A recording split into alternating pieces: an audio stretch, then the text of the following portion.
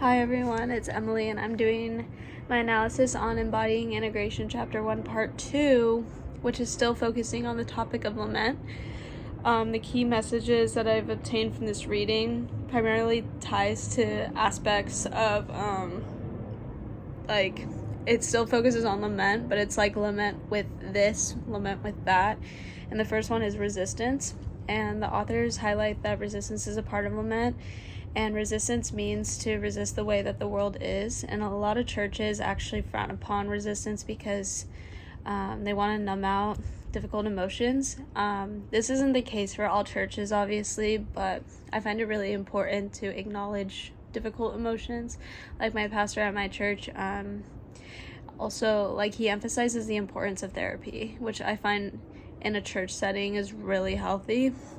And I feel like therapy can be really frowned upon in church settings, but also resistance, I can see how that can have an effect as well. Another thing that I highlighted is emotional health affects physical health and vice versa. I feel like this is just a basic fact that we all know, even prior to this reading. It also states that lament as a spiritual practice is not limited to emotional pain or to physical pain, but is often a complex interaction of the two. In some ways, it intersects. Protest is a component of lament. Our divine protest can be an indication of our attachment and the trust we experience with God. Meaning-making systems that allow us to experience and hold the loss. Oh, wait, sorry. I totally read that wrong, typo. Meaning-making systems allow us to experience and hold the loss, but sometimes losses can't be integrated. And that means sometimes the death or certain situations can be too much to bear. For example, the author puts losing a child or even a messy divorce that can be very hard to integrate. Lament contrasts to depression because patients tend to move inwards when they are depressed and they tend to isolate themselves with their pain, versus lament is reaching out to God. And honestly, that while they were discussing about lament and depression, it gave me a better idea of lament because sometimes the terminology can be quite confusing. Therefore, it's really difficult to find healing from depression by applying lament because they're contrasting. Lament is about facilitating formal, transformative encounters within grief and has a relational dimension to suffering. Basically, lament, when used with healing from grief, can be quite transformative, and I know that from personal experience. It allows us to be more appreciative of the people of our life, as well as allows us just to learn more about ourselves and how we deal with suffering, and that's how it kind of has a relational dimension. My favorite point or quote is, "Expansion brings healing. The work of a therapist is to help narrative expand, to foster narratives that can take a new life and meaning, expanding enough to take it all of what it means to be alive." And this is on page 59 and 60. I feel like this is the foundation of therapy, if not the actual definition and its expansion. I feel like the purpose of therapy is to lament, to deep dive into our pain and suffering by reaching out to the therapist, but also reaching out to God if the patient is willing to do that. And it allows us to learn and grow as people and just find life again in a very devastating time, if that makes sense. Do I agree with the author's perspective? Yes, I do agree with a lot of the points that the authors made. I just feel like lament, especially when it tied with grief, was really relatable to me. And I was just as I was reading, sometimes I rest on the words. I kind of rest on the words and kind of reflect on what's going on.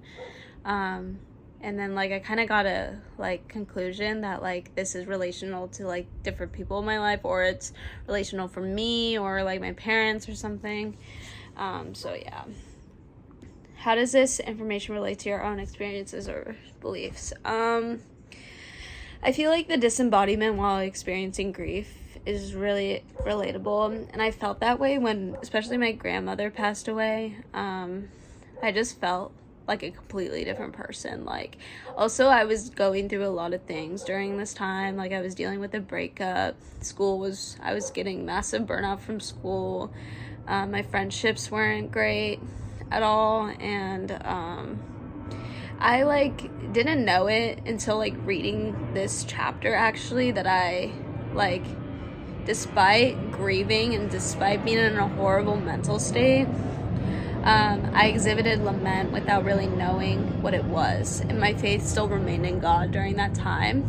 And I find it like so crazy to grasp that concept, because like there was a time, well, I grew up Catholic and I was very strong into my faith until I reached like a certain point in middle school. And then high school, I would identify myself as an atheist, and then I got back into my faith, and somehow through that I still had hope in God, and I was constantly reaching out to him in my pain and my suffering. And I also had hope that like somehow I was gonna get out of this hole that I dug for myself, which honestly, like looking back on it, it's like I didn't even know what lament meant like during this time. And it's just crazy how like I implemented it, and here I am today, a grown woman. Sorry, that sounded so weird. So a question that I might pose to a larger group is, protest is a reaching out to God and a reaching to find God's face amidst disorganizing suffering and pain. And to me, like, protest kind of sounds a lot like, well, it sounds like lament, honestly. But like the terminology of protest, when I think of protest, I think of like protesting something, like going against something. So in a way, like, it sounds like the word petition. And I noticed that the author used this word to like describe a context of the story that they use with the Gospel of Mark and the story of Rachel. And my question is, do you believe that protest and petition are worked like simultaneously, or two different terms that have no correlation with one another? I can't wait to hear your guys' thoughts in class today. And yeah, bye guys.